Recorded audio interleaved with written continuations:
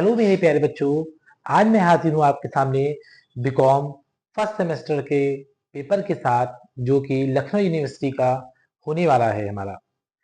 तो जी हाँ, मैं अपने बात करूंगा बीकॉम फर्स्ट सेमेस्टर के बच्चों के लिए जो बिल्कुल अभी नए हैं और फर्स्ट टाइम अपना पेपर देने जा रहे हैं।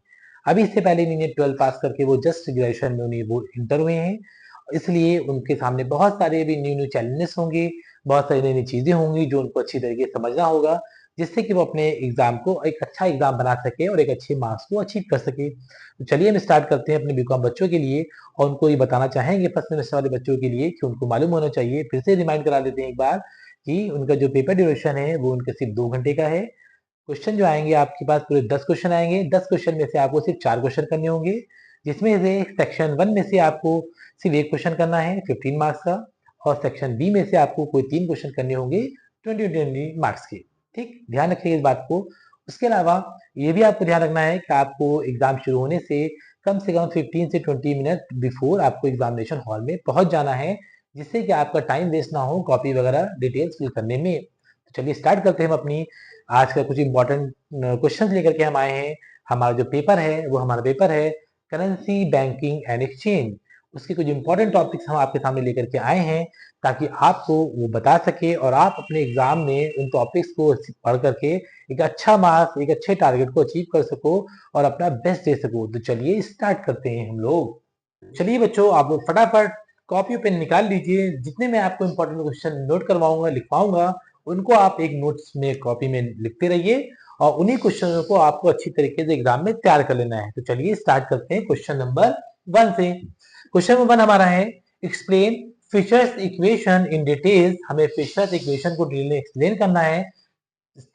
also explain Fisher's transaction approach of the quantity theory of money।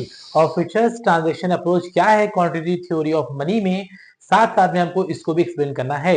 ठीक है, नेक्स्ट क्वेश्चन हमारा है क्वेश्चन नंबर 2 जो हमारा है define money and also explain its function and importance. Money आपने बहुत बार आपने मनी चैप्टर जो होगा वो आपने क्लास 11 12 इकोनॉमिक्स में आपने पढ़ा होगा, तो कोई इसमें दिक्कत की बात, कोई प्रॉब्लम की बात इसमें होनी नहीं चाहिए। आपको मनी के बारे में और उसकी इंपॉर्टेंस क्या है और उसके क्या फंक्शन है ये आपको पहले से ही अच्छी तरीके से आता होगा। तो आपको वही चीजों को एक बार रिवाइज करना है, देखना है और उन्हीं टॉपिक को आपको यहाँ पर लिखना होगा। ठीक है, नेक्स्ट क्वेश्चन है हमारा question number 3 what is money market. Money market क्या होता है। Give description of various components of Indian money market.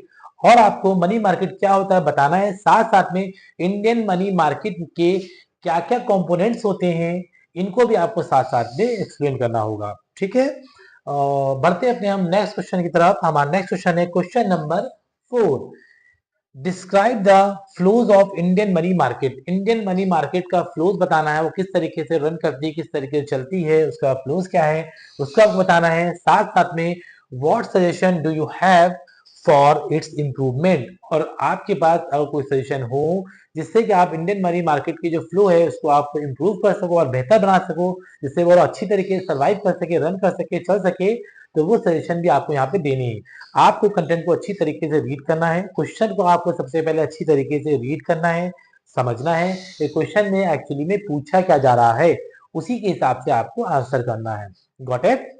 चलिए नेक्स्ट क्वेश्चन हमारा है question number 5 explain the meaning and importance of credit.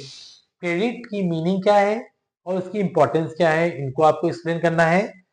What are the factors affecting the amount of credit in a country. और कौन कौन से factors हैं जो country में क्रेडिट को अफेक्ट करते हैं, अमाउंट ऑफ क्रेडिट को, उसको भी आपको साथ में यहाँ पर एक्सप्लेन करना होगा।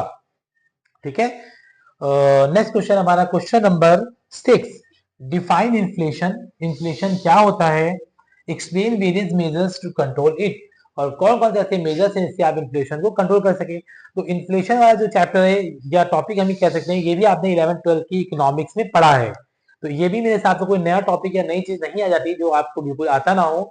और ये मोस्ट इंपॉर्टेंट क्वेश्चन है, ये बहुत बार एग्जाम में प्रीवियस ईयर में पूछा जा चुका है, इसीलिए मैंने सोचा कि इस क्वेश्चन को जरूर डालूं, क्योंकि ये क्वेश्चन भी इस बार आने के 99% चांसेस है कि ये क्वेश्चन इस बार आएगा। ठीक, तो इन्फ्लेशन के बारे में आपको बताना है, इन्फ्लेशन क्या होता है और साथ साथ में उसको किस तरीके से कंट्रोल किया जा सकता है, उसके आपको मेथड भी साथ साथ में बताने होंगे। ठीक है, और उसके बाद हमारा क्वेश्चन नंबर 7 है डिफाइन बैंक। बैंक क्या होता है? Explain various types of bank. और बैंक के टाइप्स क्या होते हैं? बहुत इजी क्वेश्चन है, कोई डिफिकल्ट नहीं है। करेंसी बैंकिंग एक्सचेंज तो आपको मेरे हिसाब से बहुत इजी आपको पेपर होना चाहिए। आप अगर इसको एक बार अच्छी तरीके से रीड भी कर लोगे तब भी आप एग्जाम में बेस्ट कर सकोगे और अच्छी तरीके से लिख सकोगे। बस क्या है, आपको एक बार रिवाइज करना है और जितने मैं क्वेश्चन आपको बता रहा हूँ इनको आप नोट करते रहिए, लिखते रहिए और इसको आपको अच्छी तरीके से तैयार कर लेना है। इतनी बात आपको समझ में आ गई? तो चलिए अब बढ़ते हैं अपने आगे नेक्स्ट क्वेश्चन की तरफ। आगे बढ़ते हैं अपने नेक्स्ट क्वेश्चन की तरफ जो हमारा करेंसी बैंकिंग एक्सचेंज का है। क्वेश्चन नंबर हमारा 8 है explain the function of commercial bank. Commercial bank तो आपने बहुत अच्छी तरीके से पढ़ा होगा, आपने क्लास 10 में पढ़ा होगा, क्लास 11 में पढ़ा होगा, क्लास 12 में पढ़ा होगा। वही फंक्शंस आपको यहाँ पर भी यूज करने हैं। सबसे पहले आपको कमर्शियल बैंक बताना है कि कमर्शियल बैंक क्या होता है।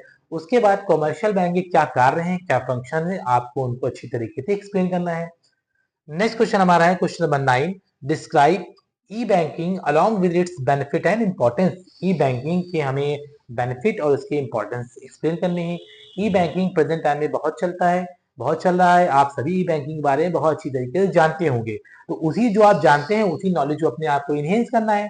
थोड़ा सा उसको आपको थोड़ा सा डिटेल्स उसके पढ़ लेने हैं, कुछ उसके इंपॉर्टेंट पॉइंट पढ़ लेने हैं और आपके जो पेपर में आएगा उन पॉइंट्स को आप अपने अकॉर्डिंग बना के लिख सकते हो। अगर आप चीजों को समझोगे तो बहुत चीजें आसान है, कोई बहुत ज्यादा डिफिकल्ट नहीं है। बस क्या है, आपको थोड़ा सा समझने की देरी है, थोड़ा सा आपको समझना है और पेपर आपका हो जाएगा बिल्कुल आसान। आगे बढ़ते हैं नेक्स्ट क्वेश्चन की तरफ। क्वेश्चन नंबर 10 हमारा right a short note on postal banking.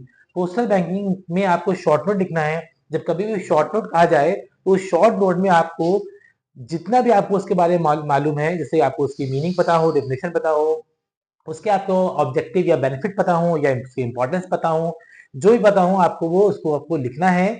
But according to question marks, question कितने मार्क्स का है ये आपको समझ लेना है। क्वेश्चन 15 मार्क्स का है या 20 मार्क्स का है। 15 मार्क्स का है तो आपको उसके अकॉर्डिंग लिखना है और अगर 20 मार्क्स का है तो थोड़ा सा उसको आप एलोबरेट कर करके आप लिखोगे। ठीक है, गॉट इट।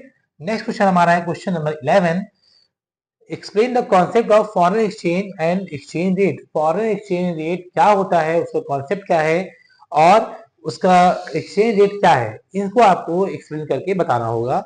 उसी के साथ साथ है what are the factors causing fluctuation in exchange rate. और जब हमारा एक्सचेंज रेट में जो फ्लक्चुएशन होता है तो उसके क्या कारण है, उन कारणों को आपको, उस रीजन को आपको यहाँ पर एक्सप्लेन करना है उसी के साथ साथ। गॉट इट, क्लियर है आपको? नेक्स्ट क्वेश्चन आगे बढ़ते हैं हम लोग। क्वेश्चन हमारा है discuss the objectives and methods of exchange control. Exchange control के क्या मेथड्स हैं और क्या ऑब्जेक्टिव। सबसे पहले तो आपको कोई भी क्वेश्चन पूछा जाए तो सबसे पहले आप क्वेश्चन के बारे में बताओगे कि एक्चुअली में जो पूछा जा रहा है उसकी मीनिंग क्या है, एक इंट्रोडक्शन टाइप का उसका दोगे आप। उसके बाद आप उसको डिटेल में एक्सप्लेन करोगे, जो भी इसके पॉइंट्स या मेथड या फीचर्स पूछे जा रहे होंगे वो आपको बताना होगा। ठीक है, और नेक्स्ट क्वेश्चन हमारा है question number 12 discuss the objectives and methods of exchange control. Exchange control के क्या मेथड्स हैं, ऑब्जेक्टिव्स हैं, वो आपको साथ साथ में एक्सप्लेन करना है, बताना है। और लास्ट क्वेश्चन हमारा है explain the purchasing power parity theory. Purchasing power parity theory क्या होता है, आपको इसको एक्सप्लेन करना है।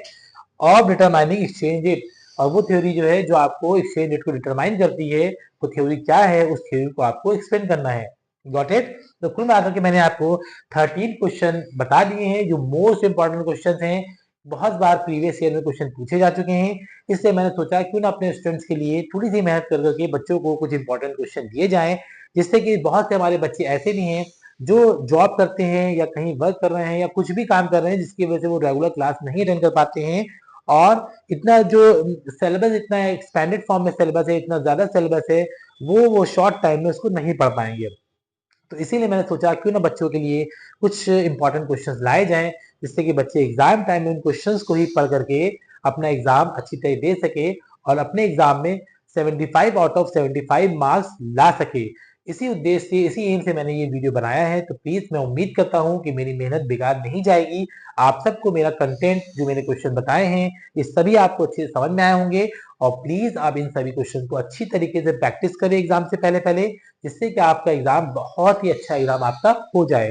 तो प्लीज मेरी वीडियो को इसी तरीके से लाइक करते रहिए, देखते रहिए और जितने भी आपके फ्रेंड्स हैं उन सभी के साथ शेयर करिए, ताकि और भी जो आपके फ्रेंड्स हैं उनको भी इस तरह की इंफॉर्मेटिव वीडियो, इंपॉर्टेंट क्वेश्चन की वीडियो सभी उनको मिल सके। Thanks for watching.